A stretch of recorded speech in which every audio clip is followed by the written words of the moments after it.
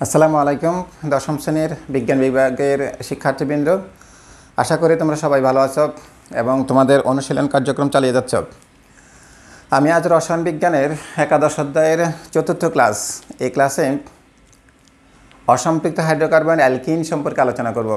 আমরা এর আগের ক্লাসগুলোতে জীবাশ্ম জ্বালানি, হাইড্রোকার্বন, অ্যালকাইলমূলক, কার্যকরীমূলক, সমগোত্রীয় শ্রেণী এগুলো আলোচনা করেছি এবং অ্যালকেনের প্রস্তুতি, নামকরণ, রাসায়নিক ধর্ম, ভৌত ধর্ম। আজকে আমরা অসম্পৃক্ত হাইড্রোকার্বন, প্রথমে আমি অসম্পৃক্ত হাইড্রোকার্বনের অ্যালকিন আলোচনা করব। তো অসম্পৃক্ত হাইড্রোকার্বনটা কি? যেই সকল জৈব যৌগের অণুতে কমপক্ষে দুটি কার্বন পরমাণুর মধ্যে একটি দ্বিবন্ধন, দুটি কার্বন পরমাণুর মধ্যে একটি দ্বিবন্ধন অথবা একটি ত্রিবন্ধন, মাস্ট একটি দ্বিবন্ধন দুইটি কার্বন পরমাণুর মধ্যে অথবা দুইটি কার্বন পরমাণুর মধ্যে একটি ত্রিবন্ধনের উপস্থিতি থাকবে। সেই সকল জৈব যৌগগুলোকে অসম্পৃক্ত হাইড্রোকার্বন বলা হবে। অসম্পৃক্ত হাইড্রোকার্বন, সেই অসম্পৃক্ত হাইড্রোকার্বনটা আবার দুই প্রকার, একটি অ্যালকিন আর একটা অ্যালকাইন। আজকে আমাদের আলোচনার বিষয় অ্যালকিন। অ্যালকিনের নামকরণ, প্রস্তুতি, ভৌত ধর্ম, রাসায়নিক ধর্ম এবং এর ব্যবহার সম্পর্কে আমরা আজকে আলোচনা করব। তাহলে আসে প্রথমে অ্যালকিনটা আবার আমি বলতেছি, যে সকল জৈব যৌগের অণুতে কমপক্ষে দুইটি কার্বন পরমাণুর মধ্যে একটি দ্বিবন্ধনের উপস্থিতি থাকবে এবং কার্বনের অবশিষ্ট বন্ধনসমূহ হাইড্রোজেন দ্বারা পূর্ণ হবে। যেমন দেখো, আমরা অ্যালকিনের প্রথম সদস্য, সরলতম সদস্য হচ্ছে ইথিলিন। প্রথমে আমি দেখাচ্ছি কার্বনের মধ্যে দুইটি কার্বন পরমাণুর মধ্যে একটি দ্বিবন্ধন, আরও রয়েছে কার্বনের 4টা যোজনী, বাকি দুইটা কার্বনের মোট যোজনী 4, এখানে একটি দ্বিবন্ধনের মাধ্যমে 2, বাকি দুইটি হাইড্রোজেন দ্বারা পূর্ণ হবে। সেগুলোকে অ্যালকিন বলা হবে। আবার অ্যালকিনকে নিম্নতর কিছু অ্যালকিন সমূহ, যেমন অ্যালকিনের সরলতম সদস্য হচ্ছে ethene, propene, CH2CH double bond CH2, এটা হচ্ছে প্রোপিন, এটা ইথিন। এই অ্যালকিন সমূহ হ্যালোজেনের সাথে বিক্রিয়া করে তৈলাক্ত জাতীয় যৌগ তৈরি করে, আর এই জন্য এর নাম অলিফিন। আর অলিফিন শব্দের অর্থ হচ্ছে অয়েল ফর্মিং বা তৈল উৎপাদনকারী। আর এই নিম্নতর সদস্যগুলো ইথিন, প্রোপিন, বিউটিন, এগুলো হ্যালোজেনের সাথে বিক্রিয়া করে তৈলাক্ত যৌগ উৎপন্ন করে। এর আরেকটার নাম অলিফিন। ঠিক আছে, এবার আমরা অ্যালকিনের সাধারণ সংকেত। অ্যালকেনের সাধারণ সংকেত ছিল CnH2n+2। এটা হচ্ছে অ্যালকেনের সাধারণ সংকেত।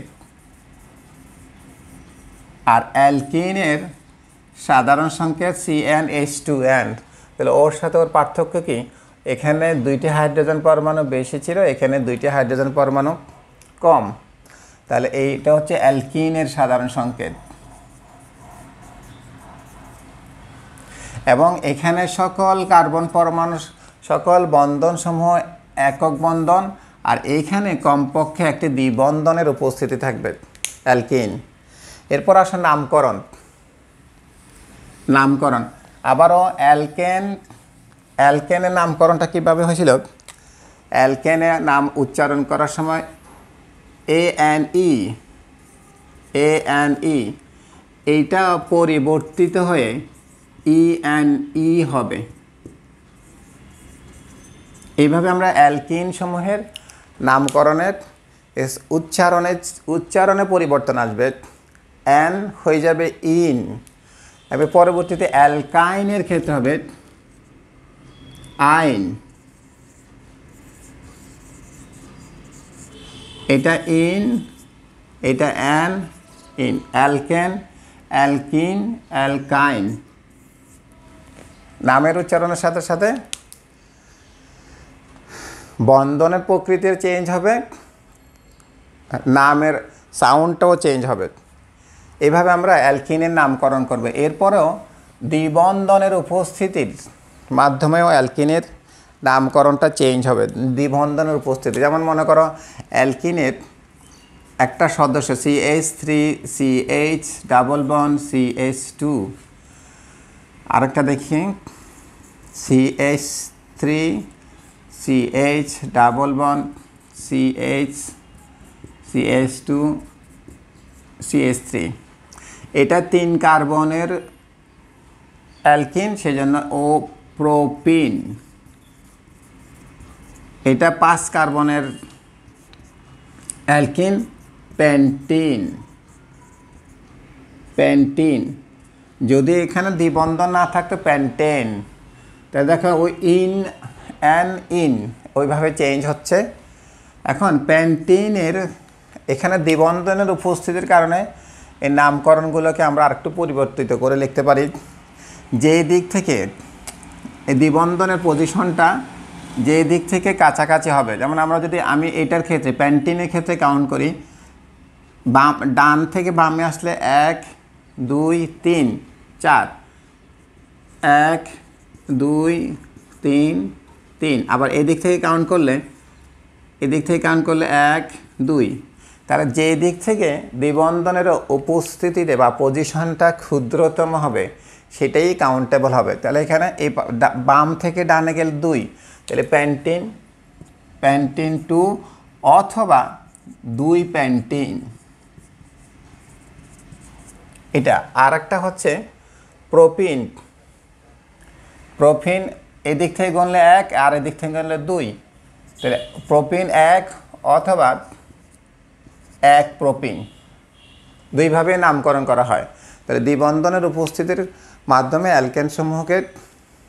অ্যালকেনসমূহের নামকরণটা যেই করা যায়, যেইভাবে যেই দিক থেকে দ্বিবন্ধনের সংখ্যাটা কাছাকাছি হবে, ক্ষুদ্রতম হবে, সেভাবেই নামকরণটা করা হবে। এগুলো অবশ্য আমাদের বইয়ে এতটুকু নাই, উচ্চতর ক্লাসে গেলে জানতে পারবেন। একটু ধারণা দিয়ে দিলাম। এরপর আসো আমরা আমাদের পরবর্তী টপিকস অ্যালকিনের প্রস্তুতি। কিভাবে অ্যালকিন প্রস্তুতি করব? অ্যালকিন প্রস্তুতি করার অনেকগুলো প্রক্রিয়া আছে। অ্যালকোহলের প্রভাবকীয় নিরোধনের মাধ্যমে অ্যালকাইল হ্যালাইড হতে অ্যালকিন হতে এবং পেট্রোলিয়ামের আংশিক পাতনের প্রাপ্ত উচ্চতর অ্যালকেন হতে। তাহলে আমরা দেখছি কয়েকটি প্রস্তুতি আলোচনা করি। অ্যালকোহলের প্রভাবকীয়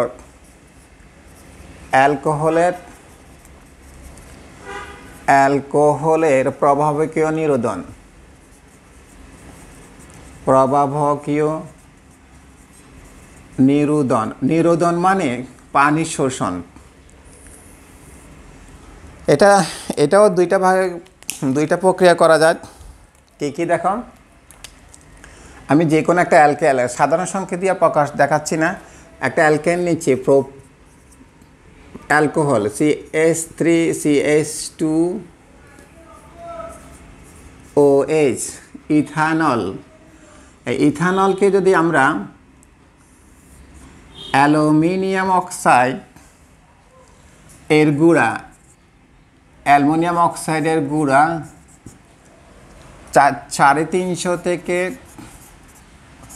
400 ডিগ্রি সেলসিয়াস তাপমাত্রায় উত্তপ্ত করি, তখন এখান থেকে দেখো অ্যালকোহল হচ্ছে একটা লিকুইড পদার্থ, তরল। এখন তোমরা সবাই অ্যালকোহলের ধারণার থেকে সবাই আমরা যারা হ্যান্ড স্যানিটাইজার ব্যবহার করতেছি ওখানেও অ্যালকোহল আছে। অ্যালকোহল এটা তো লিকুইড জাতীয় পদার্থ সাধারণত, তো সেখানে থাকে পানি থাকবে, এটা লিকুইড জাতীয় পদার্থ। সেখান থেকে মনে করো OH অংশটা OH অংশটা আর এখান থেকে আর একটা হাইড্রোজেন পরমাণু মিলে দুইটা মিলে কি হচ্ছে পানি। তাহলে OH আর একটা হাইড্রোজেন পরমাণু চলে যাওয়ার পরে দেখো অ্যালকিন হচ্ছে আর পানিটা বের হয়ে যাবে, পানি শোষিত হবে। ঠিক আছে, তাহলে অ্যালকোহলকে যদি আমরা অ্যালুমিনিয়াম অক্সাইড গুঁড়া এর সাহায্যে উচ্চতর তাপমাত্রায় 350 থেকে 400 ডিগ্রি সেলসিয়াস তাপমাত্রায় উত্তপ্ত করি, তখন অ্যালকিন তৈরি হবে। দেখো ইথিন অ্যালকোহল, এখান থেকে একটি হাইড্রোজেন আর OH মিলে পানি এই পানিটা বের হয়ে যাবে। আর এই বিক্রিয়াটাকে নিরোধন বিক্রিয়া বা নিরোধন বিক্রিয়া বলা হবে। এবার এই ধরনের এই একই ধরনের আরেকটা বিক্রিয়া আছে, দেখো সরি অ্যালকোহল। আমি আবার 3 কার্বনের একটা অ্যালকোহল নিচ্ছি, প্রোপানল, আচ্ছা দুইটাই থাকুক। ইথানলকে যদি আমরা গাঢ় সালফিউরিক অ্যাসিডের সাথে বিক্রিয়া করাই, গাঢ় সালফিউরিক অ্যাসিড তোমরা সবাই জানো এটা একটা নিরোধক হিসাবে কাজ করে। এই বিক্রিয়াটা 2টি ধাপে সম্পন্ন হয়, আমি 2টা ধাপেই দেখাচ্ছি। প্রথমে 100 ডিগ্রি সেলসিয়াস তাপমাত্রায়, 100 ডিগ্রি সেলসিয়াস তাপমাত্রায় এখানকার সালফিউরিক অ্যাসিডের অংশটা 2টা অংশে ভাগ হবে। সালফিউরিক অ্যাসিডটা এটাকে যদি আমি একটু ভাঙিয়ে দেখাই, HSO4H হাইড্রোজেন এবং হাইড্রোজেন সালফেট।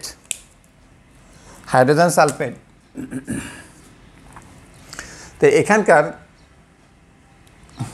OH অংশটা এখানকার হাইড্রোজেনের সাথে মিশে পানি হবে, আর বাকি অংশটা সংযোজন বিক্রিয়া দেখাবে। তাহলে কি হচ্ছে দেখো, CH3 CH2 SO4H plus H2O, ethyl hydrogen sulphate. তাহলে আর বাকি এখানকার অ্যালকোহলের OH অংশ, সালফিউরিক অ্যাসিডের H অংশ মিলে পানি, এবং এই ইথাইল হাইড্রোজেন সালফেট এই অংশটা পুনরায় ইথাইল হাইড্রোজেন সালফেট এই অংশটা পুনরায় 160 থেকে 170 ডিগ্রি সেলসিয়াস তাপমাত্রায় পুনরায় উত্তপ্ত হয়ে বিক্রিয়া করে অ্যালকিন তৈরি করবে, এবং পুনরায় সালফিউরিক অ্যাসিড তৈরি হবে। দেখো এখান থেকে একটা হাইড্রোজেন পরমাণু ওর সাথে গিয়ে পুনরায় সালফিউরিক অ্যাসিড হয়ে যাচ্ছে, আবার এখান থেকে একটা আর এই দিক দিয়ে অ্যালকিন তৈরি হচ্ছে।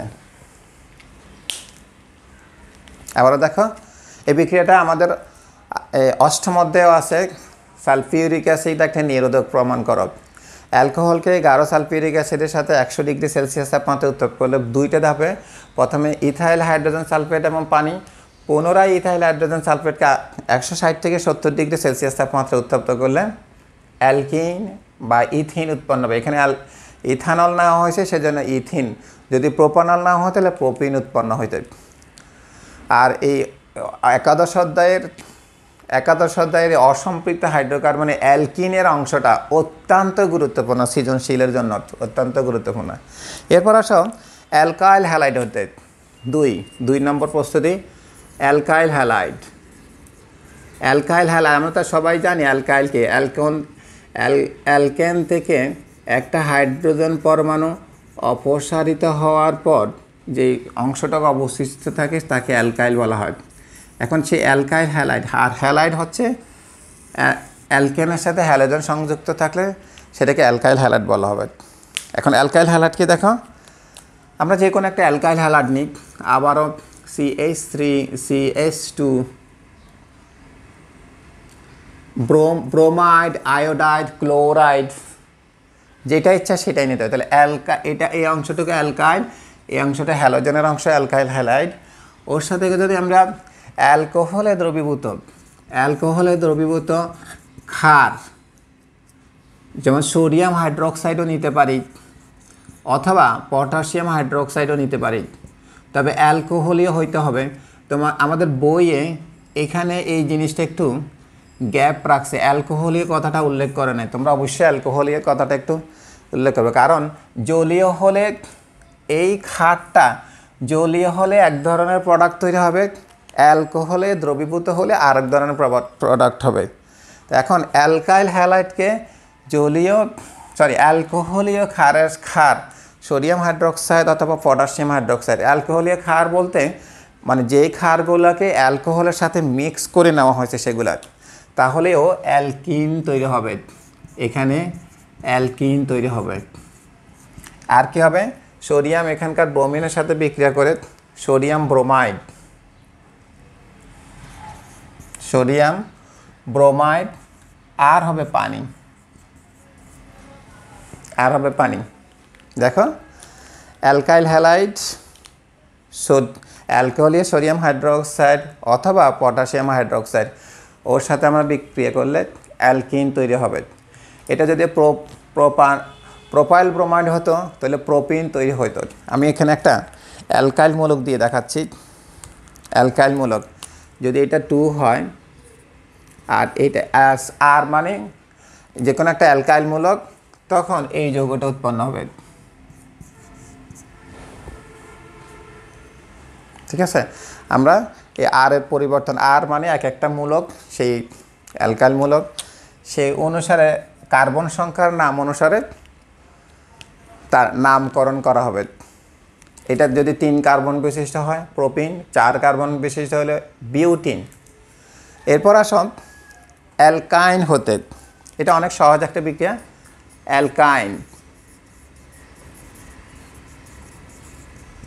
অ্যালকাইন হতে আমরা এখন অ্যালকাইন তৈরি করি নাই, এরপরে যেতে যাব। অ্যালকাইন কী ছিল? আমরা এখানে ছিল কার্বন কার্বন একটা ত্রিবন্ধন থাকবে, তাহলে যে কোনো একটা ত্রিবন্ধন বিশিষ্ট কার্বন নিই,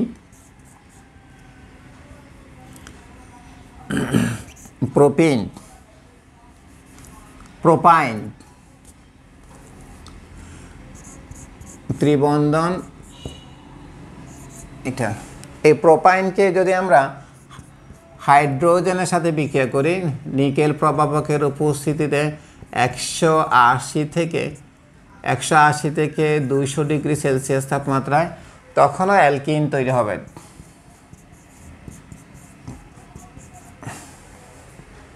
দেখে এটা একটা ইজি বিক্রিয়া,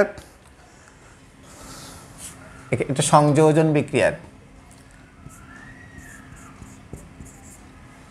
দুইটা হাইড্রোজেন পরমাণু ছিল, দুইটা হাইড্রোজেন পরমাণু ত্রিবন্ধনযুক্ত কার্বনের সাথে সংযুক্ত হয়ে অ্যালকিন তৈরি করছে। অ্যালকিন দেখো এখানে কোনো হাইড্রোজেন ছিল না, এখানে একটা হাইড্রোজেন আসছে, এখানে হাইড্রোজেন ছিল একটা, এখানে হাইড্রোজেন হবে 2টা, এইভাবেও আমরা অ্যালকিন তৈরি করতে পারি। কোথা থেকে? অ্যালকোহলের প্রভাবকীয় নিরোধন, অ্যালকাইল হ্যালাইড থেকে অ্যালকাইন হতে। আর একটি প্রক্রিয়া আছে পেট্রোলিয়াম থেকে। আমরা যে পেট্রোলিয়ামের আংশিক পাতন পড়ছি, সেখানে পেট্রোলিয়ামের আংশিক পাতনের একটু মুছে ফেলতেছি। প্রাপ্ত অ্যালকেন থেকে পেট্রোলিয়ামের আংশিক পাতন,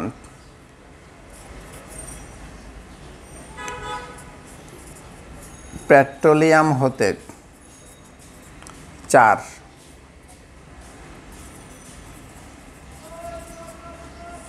পেট্রোলিয়ামে আংশিক পাতনে যে প্রাপ্ত যেই হাইড্রোকার্বন সময়, সেই হাইড্রোকার্বনের উচ্চতর হাইড্রোকার্বন থেকে এই উচ্চতর হাইড্রোকার্বন ডোডেকেন, সেই ডোডেকেনকে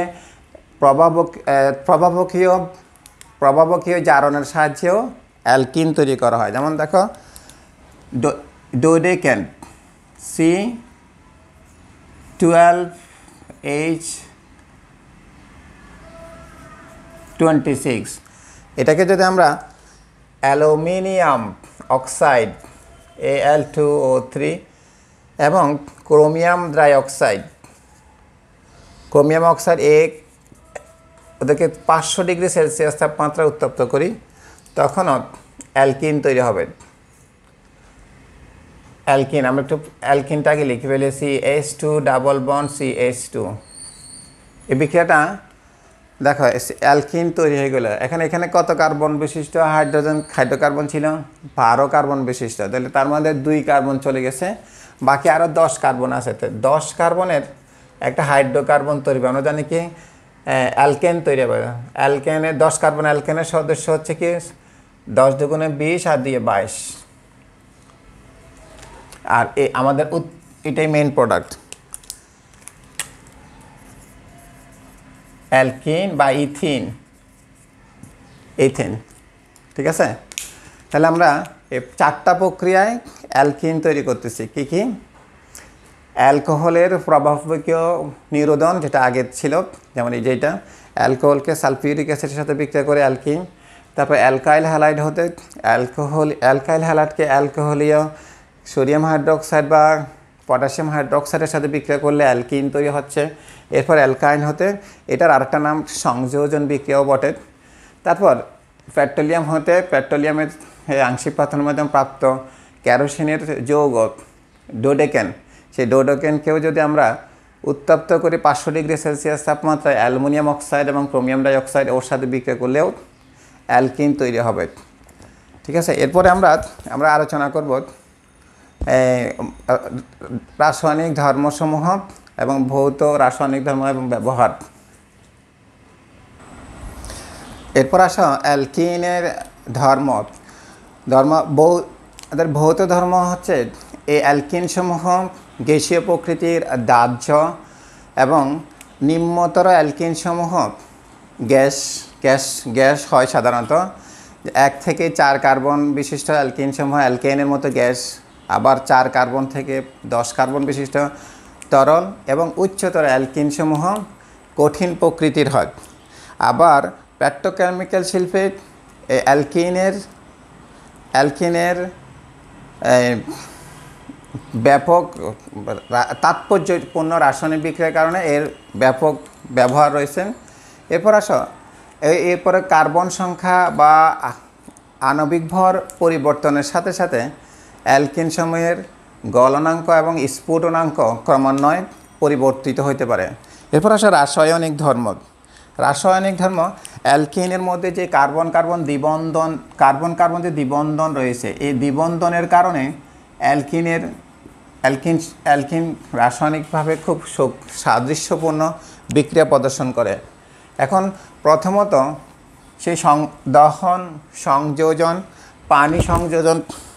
পানি সংযোজন এবং বিভিন্ন ধরনের জারণ বিক্রিয়া ও পলিমারকরণ বিক্রিয়া, এই বিক্রিয়াগুলো সে প্রদর্শন করে। আসুন আমরা প্রথমে দহন বিক্রিয়া। সমস্ত হাইড্রোকার্বন দহন বিক্রিয়া দেখাই থাকে। দহন বিক্রিয়া অ্যালকিন সমূহকে আমরা যদি বাতাসের অক্সিজেনের সাথে বিক্রিয়া করাই, তখন কার্বন ডাইঅক্সাইড অ্যালকিন আমি ইথিন নিচ্ছি, আবারও ইথিনকে যদি অক্সিজেনের সাথে বিক্রিয়া করাই, তখন কার্বন ডাইঅক্সাইড প্লাস জলীয় বাষ্প প্লাস তাপশক্তি, যে তাপশক্তি দিয়ে অনেক ধরনের আমরা ইন্ডাস্ট্রিতে পেট্রোকেমিক্যাল শিল্পে আমাদের ব্যবহার হয় এটা। তো অ্যালকিনকে যদি আমরা বাতাসের অক্সিজেনের সাথে, এটাও গ্যাসীয় প্রকৃতির, সবগুলো গ্যাস, তোমরা গ্যাসগুলো উল্লেখ করবা। 2 সংযোজন বিক্রিয়া। আমি দ্রুত একটু চাচ্ছি সংযোজন বিক্রিয়া। একটু আগে আমরা সংযোজন বিক্রিয়া দেখিয়েছি। আমরা যখন অ্যালকেন তৈরি করছিলাম তখনও এই বিক্রিয়া দেখাছিলাম। অ্যালকিনকে যদি নিকেল প্রবাহকের উপস্থিতিতে হাইড্রোজেনের সাথে বিক্রিয়া করায়, অ্যালকিনের 2টি কার্বন কার্বন দ্বিবন্ধনের সাথে 2টি হাইড্রোজেন পরমাণু সংযুক্ত হয়ে অ্যালকেন তৈরি হবে। দেখো অ্যালকিনকে হাইড্রোজেনের সাথে বিক্রিয়া করে নিকেল প্রভাবক 180 থেকে 200 ডিগ্রি সেলসিয়াস তাপমাত্রা। এই কন্ডিশনগুলো একটু উল্লেখ করে দিবা। নিকেল প্রভাবক এবং 180 থেকে 200 ডিগ্রি সেলসিয়াস তাপমাত্রা। এরপর আসুন পানি সংযোজন। 3 পানি সংযোজন। এই বিক্রিয়াগুলি একবার বুঝতে পারলে এরপর পুরো অধ্যায়টা অনেকগুলো পড়া আছে, আবার রিপিট হবে। পানি সংযোজন বিক্রিয়া দেখো, অ্যালকিন, আবার আমি অ্যালকিনের ইথিন দিয়ে কাজ করতেছি বারবারই। ইথিনকে যদি আমরা উচ্চতর তাপমাত্রায় ওর সাথে ফোটায় এখন উচ্চতর তাপমাত্রা 300 ডিগ্রি সেলসিয়াস তাপমাত্রা, 60 অ্যাটমসফিয়ার, 60 অ্যাটমসফিয়ার, 60 বায়ুচাপে ফসফিউরিক অ্যাসিডের উপস্থিতিতে H3PO4 উপস্থিতিতে উত্তপ্ত করলে অ্যালকোহল তৈরি হবে। এটা গুরুত্বপূর্ণ বিক্রিয়া। আমরা যখন অ্যালকোহলের আলোচনায় যাব তখন এই বিক্রিয়াটা আবার আমাদের লাগবে। অ্যালকোহল তৈরির ক্ষেত্রে এই বিক্রিয়াটা আমাদের আবার প্রয়োজন হবে। তাহলে দেখো, অ্যালকিনকে উচ্চতর তাপমাত্রা 300 ডিগ্রি সেলসিয়াস তাপমাত্রায় 60 বায়ুচাপ এবং ফসফিউরিক অ্যাসিডের উপস্থিতিতে বিক্রিয়া করলে অ্যালকোহল উৎপন্ন হয়। ঠিক আছে, এরপর আসব ব্রোমিন সংযোজন। আর একটা গুরুত্বপূর্ণ বিক্রিয়া, ব্রোমিন সংযোজন। এই অধ্যায়ের গুরুত্বপূর্ণ টপিকের আরেকটা গুরুত্বপূর্ণ। অ্যালকিনকে যখন আমরা ব্রোমিনের সাথে, ব্রোমিনের লাল বর্ণের সাথে বিক্রিয়া করাই, অ্যালকিন CH3, আমি এবার প্রোপিন নিলাম, ওর সাথে যদি লাল বর্ণের ব্রোমিন দ্রবণ ব্যবহার করি, তখন এই ব্রোমিনের দুইটি পরমাণু, যে দুইটি দ্বিবন্ধনযুক্ত কার্বন, সেই দ্বিবন্ধনযুক্ত কার্বনের সাথে সংযুক্ত হয়ে CH3 CH2 CHBr আবার CH2Br। দেখো, দ্বিবন্ধন ভেঙে একক বন্ধন হয়ে গেল। একটা ব্রোমিন এই কার্বনের সাথে আর আরেকটা ব্রোমিন এই কার্বনের সাথে সংযুক্ত হয়ে অ্যালকিন থেকে অ্যালকেন, অ্যালকাইল হ্যালাইড হয়ে গেল। আর এই যৌগটির নাম হবে, ব্রোমিনের পজিশন এই দিক থেকে গুনলে 1 2, আবার এই দিক থেকে গুনলে 1 2, সরি এই দিক থেকে গুনলে 2 3, 2 3, আবার ওই দিক থেকে গুনলে প্রথম কার্বনে আছে একটা, দ্বিতীয় কার্বনে একটা আছে, তাহলে 1 2। যেটা আমরা বলছিলাম, আমরা ইউপ্যাক নামকরণে যেটা কাছাকাছি হবে সেই নামটাই গ্রহণযোগ্য হবে। তাহলে 1 2 ডাই ব্রোমো, ডাই মানে 2 আর 2টা ব্রোমে, আর এটা 3 কার্বনের হাইড্রোকার্বন, তাহলে প্রোপেন। কার্বন, সরি আমি নামকরণে বলতে ভুলে গেছি, কার্বন সংখ্যা বৃদ্ধির সাথে সাথে তাদের নামকরণেরও পরিবর্তন হবে। 3 কার্বন হলে প্রোপেন। তারপর আসত, তো এইটা আবার একটু বলতেছি, অ্যালকিনকে ব্রোমিনের লাল বর্ণের ব্রোমিন এর সাথে যদি বিক্রিয়া করায়, তখন দেখা যাচ্ছে অ্যালকেন তৈরি হবে। তার 1 2 ডাইব্রোমে, এই ক্ষেত্রে ব্রোমিনের লাল বর্ণটা দূরীভূত হয়ে যাবে, লাল কালারটা আর থাকবে না, আর এটা বিশেষ লাল কালারটা বর্ণহীন হয়ে যাবে। আর এই বিশেষ বৈশিষ্ট্যের জন্য এই বিক্রিয়াকে আমরা অ্যালকিন এবং অ্যালকেনের পার্থক্যকরণে বিক্রিয়াটা ব্যবহার করি। আর অ্যালকেনের ক্ষেত্রে যদি আমরা অ্যালকেনের ক্ষেত্রে ব্রোমিনের এই বিক্রিয়াটা দেখাই, তখন এই বিক্রিয়াটা সে দেখাবে না। এরপর আসুন পটাশিয়াম পারম্যাঙ্গানেট বা জারণ বিক্রিয়া। অনেক গুরুত্বপূর্ণ একটা বিক্রিয়া, অ্যালকিনের জারণ। অ্যালকিনের জারণ আমরা সবাই জানি, জারণ মানে জায়মান অক্সিজেন উৎপন্ন হবে, সেই জায়মান অক্সিজেন দ্বারা জারক হিসাবে কাজ করে যৌগটিকে জারিত করবে। আমি এর থেকে একটু এখান দিয়ে লিখে দিই, ব্রোমিন। তারপর আবার আসো অ্যালকিন, আমি ইথিন নিচ্ছি।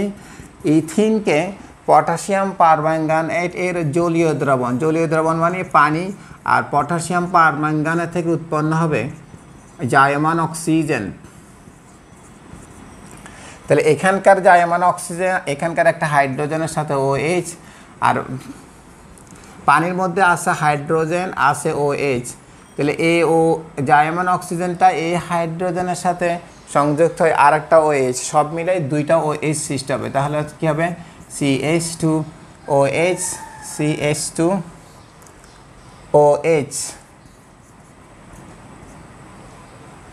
ঠিক আছে? এইভাবে এইটা গোলাপি বর্ণের, এই যৌগটা হচ্ছে গোলাপি বর্ণের পটাশিয়াম পারম্যাঙ্গানেট। আর এই পটাশিয়াম পারম্যাঙ্গানেটের এই গোলাপি বর্ণটা তাও দূরীভূত হয়ে যাবে। এই দুইটা বিক্রিয়া আমাদের খুবই গুরুত্বপূর্ণ। এটা সৃজনশীলের প্রশ্নের সাথে এই দুইটা প্রশ্ন প্রায় সময়, অধিকাংশ সময় থাকে। আবার একটু খেয়াল করো, ইথিনকে পটাশিয়াম পারম্যাঙ্গানেটের জলীয় দ্রবণের সাথে বিক্রিয়া করলে ইথিনের এই পটাশিয়াম পারম্যাঙ্গানেটের যে গোলাপি বর্ণ আছে সেটা দূরীভূত হয়ে যাবে। আর এই দুইটা বিক্রিয়ার মাধ্যমে অ্যালকিন এবং অ্যালকেনের পার্থক্যকরণে ব্যবহৃত হয়। এরপর আসত পরবর্তী 6 নম্বর পলিমারকরণ বিক্রিয়া। এই বিক্রিয়াটাও আমরা সবাই পরিচিত। এটা আমরা পলিমারকরণ বিক্রিয়া।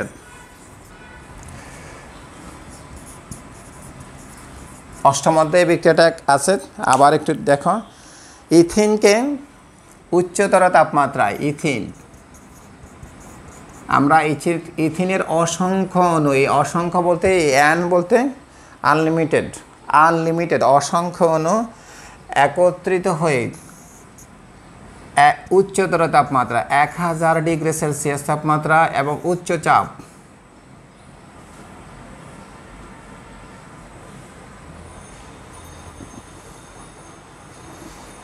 1000 বায়ুচাপ 200 ডিগ্রি সেলসিয়াস তাপমাত্রা অক্সিজেন প্রবাবকের উপস্থিতিতে উত্তপ্ত করলে ইথিনের অসংখ্য অণু একত্রিত হয়ে পলিথিন, এই যৌগটার নাম পলিথিন। আর পলিথিনের মনোমার, যে ক্ষুদ্র ক্ষুদ্র অংশ নিয়ে পলিমার বিক্রিয়াটা সংঘটিত হয়, সেই ক্ষুদ্র ক্ষুদ্র অংশগুলোকে মনোমার বলা হয়। তাহলে এই ইথিনের অসংখ্য মনোমার বা অণু একত্রিত হয়ে অ্যালকেন তৈরি করবে, অ্যালকিন থেকে অ্যালকেন। ঠিক আছে? এই হলো রাসায়নিক বিক্রিয়াগুলো। আমি আবার বলতেছি, দহন বিক্রিয়া, অ্যালকিন সমূহ, দহন, সংযোজন, পানি সংযোজন, ব্রোমিন সংযোজন, অ্যালকিনের জারণ এবং পলিমার। এই নিচে 3টা বিক্রিয়া খুবই গুরুত্বপূর্ণ। এগুলো অনেক জায়গায় একাদশ অধ্যায়ের জন্য গুরুত্বপূর্ণ। আর এটা আমাদের অনেক অন্যান্য বিক্রিয়াতে, অন্যান্য অধ্যায়েও আলোচনা হয় বিক্রিয়ার। এরপর আসব এগুলো রাসায়নিক। এরপর ব্যবহার, অ্যালকেন সমূহ আমরা অ্যালকেন, এই যে পেট্রোকেমিক্যাল শিল্পে অ্যালকিনের ব্যবহার, বিভিন্ন অ্যালকোহল উৎপাদনে, আমরা এখানে দেখছি অ্যালকোহল উৎপাদনেও, অ্যালকোহল ইন্ডাস্ট্রিতে বা মেডিসিন শিল্পে বা কসমেটিক শিল্পে অ্যালকোহলের প্রচুর ব্যবহার হচ্ছে। সেই অ্যালকোহল উৎপাদনে অ্যালকেনের ব্যবহার। এরপর ফলমূল সংরক্ষণ, ফল পাকানোর ক্ষেত্রে এই অ্যালকিনের অনেক ব্যবহার রয়েছে। তো এই ছিল আজকের আমাদের আলোচনার বিষয়। আশা করি সবাই বুঝতে সক্ষম হয়েছে। এরপরে কোনো কিছু বুঝতে সমস্যা হলে বা কোনো ভুল ত্রুটি থাকলে তোমরা কমেন্ট করবা। সবাই ভালো থাকবা, সুস্থ থাকবে। আসসালামু আলাইকুম।